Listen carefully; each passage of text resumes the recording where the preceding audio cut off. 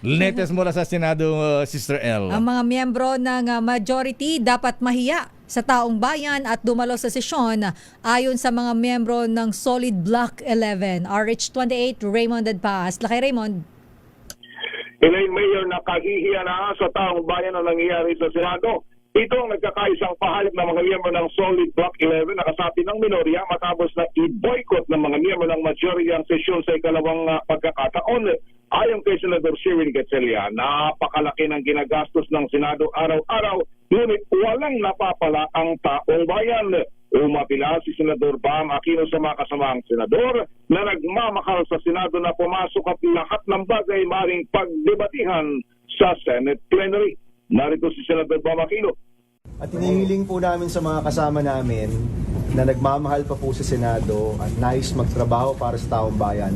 Pumasok po bukas, magkita-kita tayo dito, pwedeng pagdebatihan kahit anong bagay, pwede pong pag-usapan kahit anong bagay. Dito po kami magdiskusyonan dahil nandito po tayo para magtrabaho. At hinihikayat po namin lahat ng kasama namin na nagmamahal pa dito po sa Senado, pumasok tayo bukas, magtrabaho tayo para sa taong bayan. Nanawagan din si Senador Pangiloting Lacson sa sense of duty o responsibility na mga kapwa senador na dumalo sa sesyon dahil trabaho nila ito. Huwag lang kailangang isama pa si Senate President Alan Cayetano dahil siya mismo ang umani nagsabi sa mga kasamahan na huwag nang dumalo sa sesyon. Narito naman si Senador Ting Lacson. We appeal to their sense of duty, of their responsibility. Kasi mukhang untenable na si SP kasi siya yung nagsasabi sa mga kasama namin na huwag mag-attend ng session. So we now appeal to the rest of the members of the majority bloc. We appeal to their sense of duty na sana mag-attend sila ng session. Nauuwi na sa personalan ang bakayan sa Senado lalo na sa pagitan ngayon ni Senate President Cayetano at ang magkabatid na Rafi at Erwin Tulfo. Katulad ni Cayetano, nais lang nilang protektahan ang independence ng Senado at matuloy ang hearing ng Senate Blue Ribbon Committee bukas hinggil sa flood control scandal. Tinawag naman siyang duwag ni Senator Rafi kung hindi siya pupunta sa Senate plenary dahil sa social media nagsasalita sa halip na sa Senate plenary. Ito si RH20, Raymond Adpas, Mayor. Ayan ay sabi ni Congresswoman Ninya Taduran. Ayan, sabihin kina Senator Bam, Senator Ping, kung hindi atin sina Senator SP Alan Peter Cayetano at Mayorya, isumbong daw kay Tulpo. Ayan. Ayun na. Ayun na nga.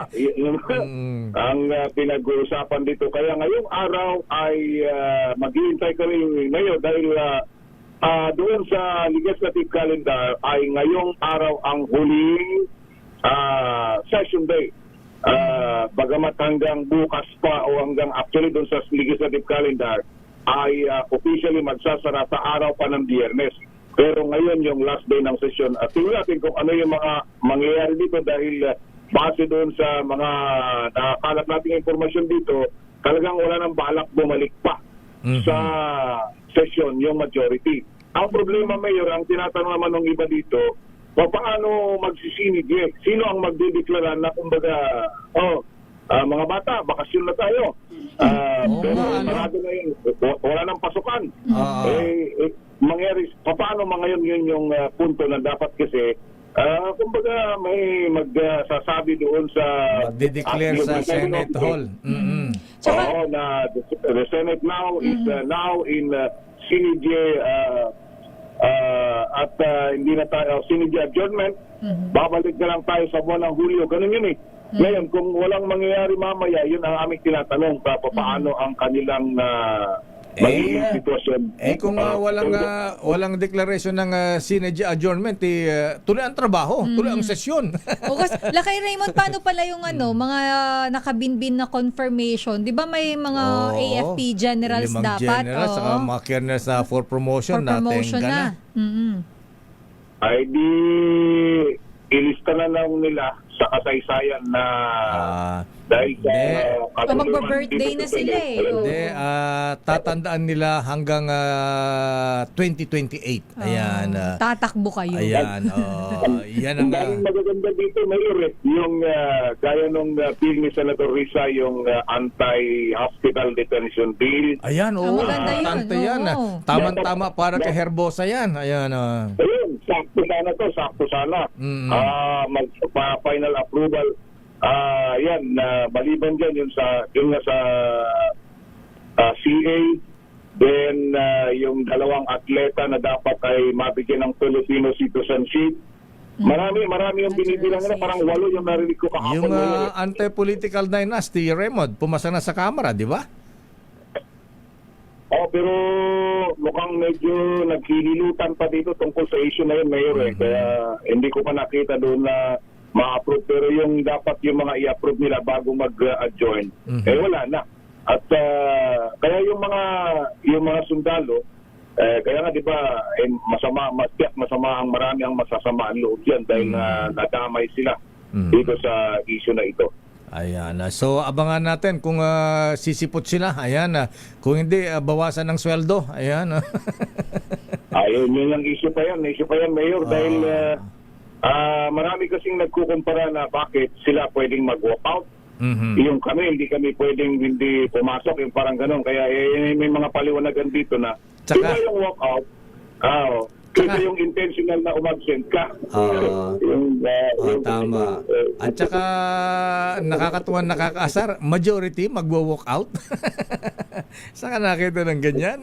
Ginagawa ng minority na majority. Hello. Ayan. Pero, Ayun na nga. pero ang sabi rito, Raymond, ayan, kahit na ganyan daw ang ginagawa ng Senate President, ayan, matutuwa na raw sila kay Senator Alan Peter Cayetano basta mamigay siya ng tig 10,000 pesos. Ayan.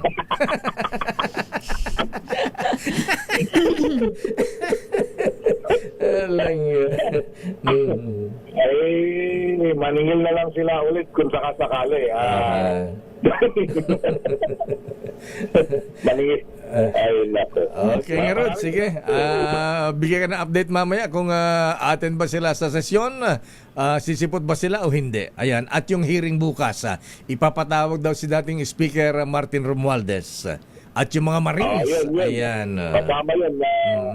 Sa pagkakaintindi ko, confirm na yung 18 dating sundalo yung iba doon, dating Marines. At si House Speaker Ferdinand Martin Romualdez ay kasama din sa pinadalhan ng imbitasyon. At yun ang ating alamin kung sisipot siya bukas.